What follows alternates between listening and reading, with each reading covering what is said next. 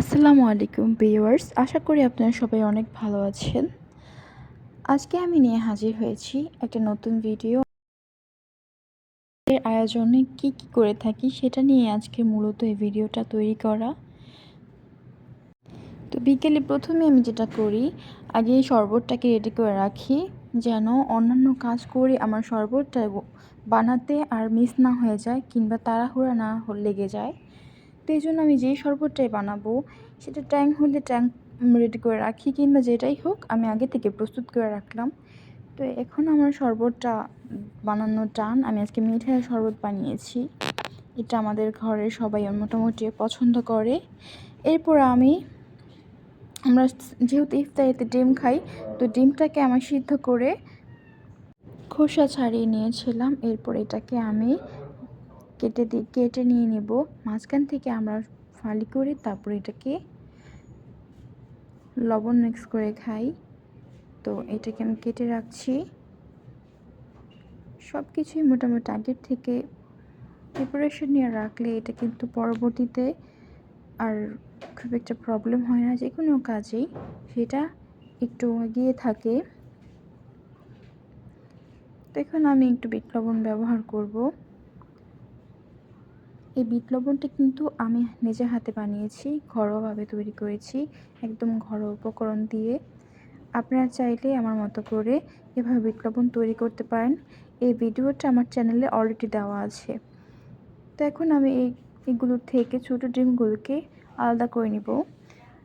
আমার শ্বশুরও সবসময় কোয়েল পাখির ডিম খায়, এজন্য ওনার জন্য এই ডিমগুলো সিদ্ধ করা।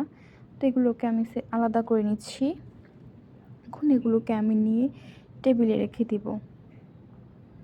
তো এখানে আমি আগে থেকে মুড়ি, তারপর মুড়ি মাখানোর জন্য যা যা প্রয়োজন, পাকোড়া, বেগুনি, আলুর চপ, এগুলোকে আগে বানিয়ে টেবিলে রেখে এসেছিলাম। এখন আমি যে ফলের মধ্যেও একটু বিট লবণ দিয়ে দিলাম, এতে করে এর টেস্টটা অনেক গুণে বেড়ে যায়। এখানে আমি নিয়ে এসেছি চানাচুর। এই চানাচুরটা মূলত আমার হাজব্যান্ড অনেক পছন্দ করে। এই চানাচুরটা নাকি অনেক টেস্টি। তো এটাকে আমি নিয়ে আসলাম। প্রতিদিন ওনার মুড়িতে এটা দিতেই হবে। তো এটাকে নিয়ে রেখে দিলাম। এবার সব কিছু ঢেকে দিচ্ছি, যেহেতু ইফতারে আর অনেক সময় বাকি আছে। তো এবার আমি বেসিনে রান্না করে আমি টুকটাক কিছু জিনিসপত্র ছিল সেগুলোকে আমি ধুয়ে নিচ্ছি।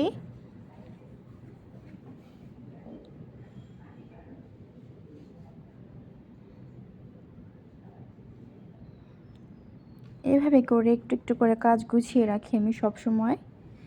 তো এখন আমি নিয়ে নেব আমার একটা জাদুর হাঁড়ি। মাটির হাঁড়ি পাতলে সবসময় মেজে ঘষে ব্যবহার করতে হয়। তো এটা যেহেতু একদমই কালো, এই জন্য এটা তো মাজাটা মাস্ট। তো এটাকে আমি ক্লিন করে রেখে দিলাম। আজকে আমি এটা দিয়ে ভাত রান্না করব। তো এখানে আমি গ্লাসগুলো রেডি করে নিচ্ছি। ইফতারির সময় ধীরে ধীরে এগিয়ে আসছে, তো এই জন্য আমি এগুলোতে মাঠা দিয়ে দিব যেন ইফতারির সময় হলে তখন আমরা শরবতটা নিয়ে তারপর মাঠাটা নিতে পারি। তো আমাদের ঘরের সবাই মোটামুটি মাঠাটাকে খুব পছন্দ করে। স্পেসিফিকভাবে দেখতে গেলে আমিও মাঠাটাকে খুবই পছন্দ করি, আমার কাছে খুবই ভালো লাগে মাঠাটা। তো এখন এটাকে আমি আবারও নর্মাল ফ্রিজে রেখে দেবো, এই জন্য এটাকে আমি নিয়ে যাচ্ছি। তো এই পর্যায়ে মোটামুটি আমার কাজ গোছানো শেষ। আমি এখন আমার বাচ্চাদেরকে নিয়ে আসবো।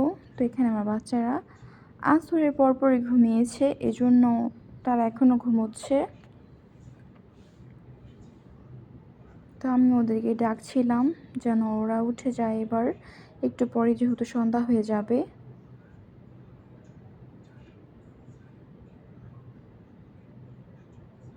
মেয়ে তো আমি আসর নামাজ পড়েছি, এরপর মেয়ে ঘুমিয়েছে। আর ছেলেটা একটু আগেই ঘুমিয়েছিল, প্রায় তো 15 থেকে 20 মিনিট আগে ঘুমিয়েছিল। তারপর দিয়ে মেয়েটা ঘুমিয়ে গিয়েছিল। তো এখন দেখা গেছে আরও কিছু সময় আছে। এই পর্যায়ে আমি আমার যে শুকনো জামা কাপড়গুলো আছে সেগুলোকে ভাঁজ করে রেখে দিব।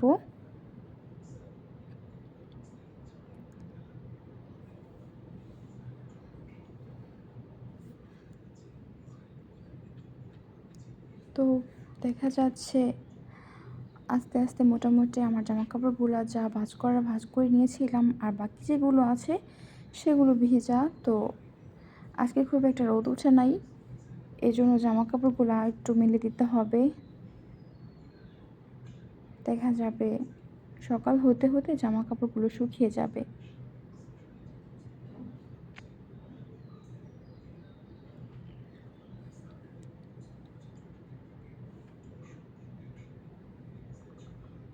তো এরপর আমি চলে এলাম আবারও খাবার টেবিলে। তো এখানে আমার ছেলে উঠে গিয়েছিল, তারপর ও টেবিলে চলে এসেছে আমাকে দেখতে না পেয়ে। এখানে আমার সামনেই দাঁড়িয়েছিল, মানে কি করবে ভাবছিল। তো ওকে আমি টেবিলে রেখে তারপর আবার আমি সাফার কাছে চলে এলাম মেয়েকে তুলতে। তো শুয়েই ছিল, উঠতে চাইছিল না। এই ফাঁকে আমি মনে করলাম যে বিছানাটা ঝেড়ে একটু ঘরটাকেও ঝাড়ু দিয়ে নিই। তো আমি এটা করে এখন আমি ওর কাছে চলে এলাম। ওকে আমি জাগানোর চেষ্টা করছিলাম। ও শক্ত হয়ে শুয়েছিল, মানে ও উঠবেই না। এরই মধ্যে আজান দিয়ে দিয়েছিল। তো আমরা ইফতারি শেষ করে তারপর নামাজ পড়ে নিলাম।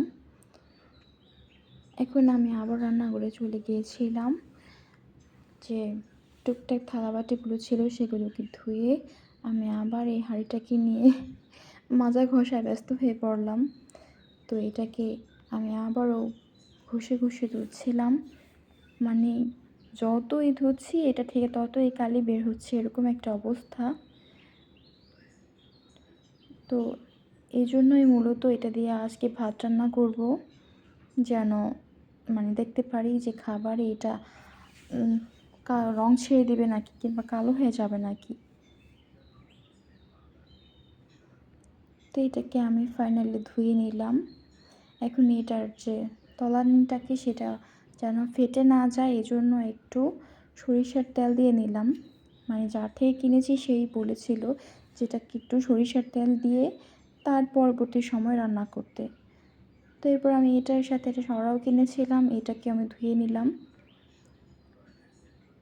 এবং আমার বাচ্চাদের জন্য একটু স্যুপ নুডলস রান্না করলাম। তো এখন এটাকে আমি জাল দিয়ে বসিয়ে দিলাম। এই পর্যায়ে টুকটাক কাজ ছিল সেরে তারপর আমার জন্য 1 কাপ কফি নিয়ে আমি ঘরে চলে এলাম। এরপর প্রায় আসার আজান দিয়ে দিচ্ছে, মানে দিয়ে দিবে একটু পরেই। তো এখন আমি আমার বাচ্চার ডাইপারটা চেঞ্জ করে নিলাম। আমি সবসময় নামাজের আগে ডাইপারটাকে চেঞ্জ করে নিই, এতে করে আমার ভয় থাকে না যে নাপাকি হবে কি না, কিংবা আমার জায়নামাজটা নষ্ট হয়ে যাবে কি না, কিংবা কোলে এসে বসবে কি না। তো আপনাদেরকে একটা জায়নামাজ দেখাচ্ছি। এটা আমি গিফট পেয়েছি, আমার ফুপুর শাশুড়ি হজ করতে গিয়েছিল, ওইখান থেকে নিয়ে এসেছে এটাকে। তো গিফটটা আমার খুবই পছন্দ হয়েছে, ভালোই লাগে দেখতে জায়নামাজটা।